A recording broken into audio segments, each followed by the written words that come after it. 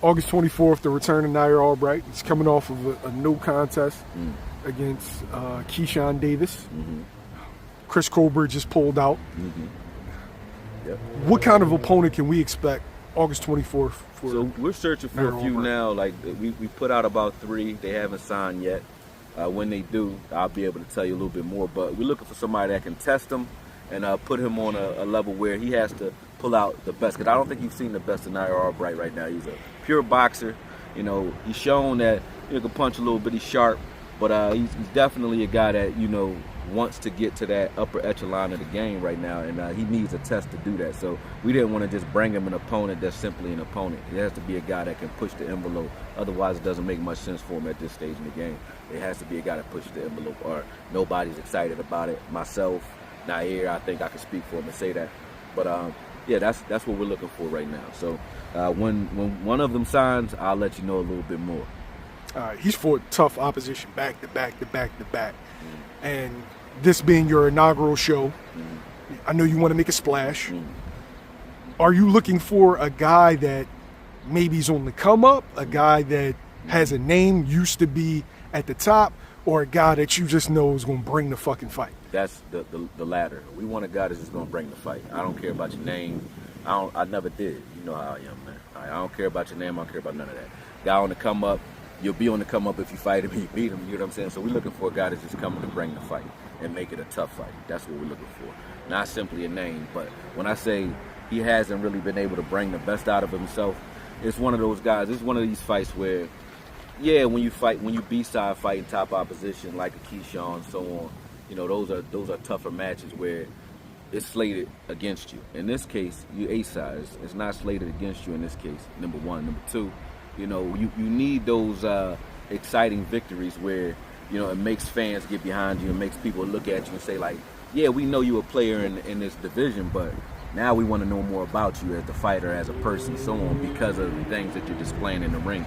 And Wu is one of those guys. He already thinks he's a star already, which is a good thing. So having him fight a guy where he can kind of showcase his talents and do a little bit more in there than he could when he's technically the underdog, I think that's a good thing for him.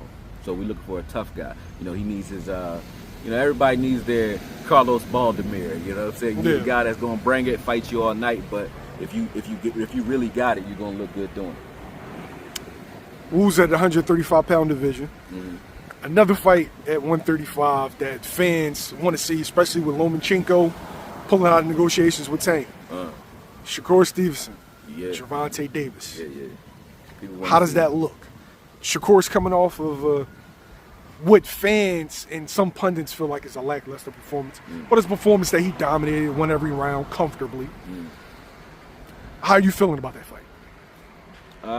I feel the same way I felt before about it. Like I said, first off, just addressing Shakur and the things he's up against when it comes to the media and the way they tearing his ass up a little bit, Cam and Mace and all that other. It's like this, man. The response is what's killing him. Like, he's looking too much into it because people got the right to feel the way they feel about your performance. I remember when Floyd fought Baldomir, they thought that wasn't it. Or when he fought Castillo the first time and broke his hand. You know, nobody knows he has a broken hand, but they look at those matches like, you know, these matches could be better, right? So for every one of those, Floyd has an electrifying win too. You know what I mean? So I think Shakur, he's looking too much into it and kind of listening to the naysayers a little bit too much. And that's where my knock on that whole situation comes from his perspective. It's just like, come on, bro, stop staring into all that. Because it's showing that it's getting to you, and it shouldn't get to you at this stage in the game. But from a technical standpoint, him versus Gervonta, I feel the same way about it. I look at Shakur as a pure boxer, and a pure boxer that can move as a southpaw, that's hard to beat, man. Hard to beat. But when you don't have a lot of pop or you don't really mix it up, and you see a guy who can nullify your boxing ability, meaning can you win on points against a Tank without Tank showing that he has enough boxing IQ to find you and to kind of nullify some of the things you're doing? I don't think Shakur can do that. He will have to fight him.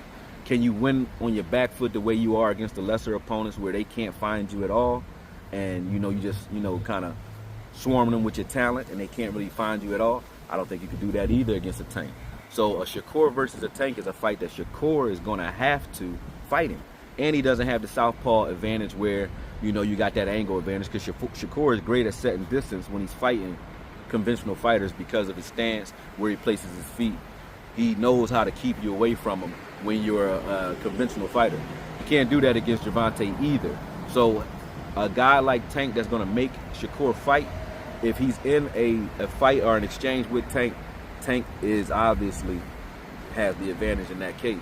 And the advantages that Shakur has aren't drastic enough, in my opinion. His boxing ability and ability to move and set distance, I think Gervonta nullifies all three of those things. So if he makes it a fight, which I think he will, I think Gervonta still beats the, you know, I think he'll hurt Shakur, because Shakur can't do the things as easily against a Gervonta, because they don't give Gervonta the credit that he deserves for being a high boxing IQ individual. So I don't think the things that Shakur brings to the table scares Gervonta enough to even make him tentative or wait. You see how when he fought the bigger guys like Rolly, when he fought Frank Martin, when he fought Ryan Garcia, Gervonta kind of hung back a little bit because he knew these guys are bigger and they might catch me with something early while they still energized, you know, and that can change the fight for the rest of the fight. So he kind of gave rounds away. I think against a guy like Lomo and against a guy like Shakur, he go right at him from bell to bell. And that'll be an interesting fight to me. I think the world wants to see it. But me personally, I think Gervonta will wear him down, because I don't think Shakur can run from him long enough. And he damn sure don't want to stop running. You know what I'm saying? So what do you do in a fight like that?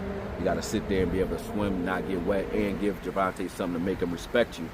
And I don't think he has that kind of pop to make Gervonta respect him, to be quite honest.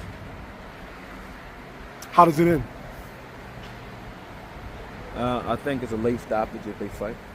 Late stoppage. I think, you know, the early rounds, Gervonta is going to try to figure out his movements, figure him out, figure out where he is and where he and how he wants to approach the fight, because Gervonta is always collecting data while he's watching you. But he's standing there letting you throw your shots, do what you need to do while he's doing that, because he's just collecting information so he understands what counters work, what angles are going to work, and so on. So I think if you approach it that way, if Shakur is, you know, moving around the way you think he's going to move around early in the fight, Gervonta is going to have, you know, maybe 2 or 3 rounds to adjust. But once he adjusts and starts to slow him down after the 6th round, you know, you pick it. But I think anywhere between 7 and 9, I think Shakur will be out of there. Now, if he has some heart and some grit, you know what I mean, and we see that tested that night, you know, maybe he gets to the bell, but I think he's going to get damaged in those middle rounds, and we're going to see what he has going into the championship rounds if he makes it that far. That's just my opinion.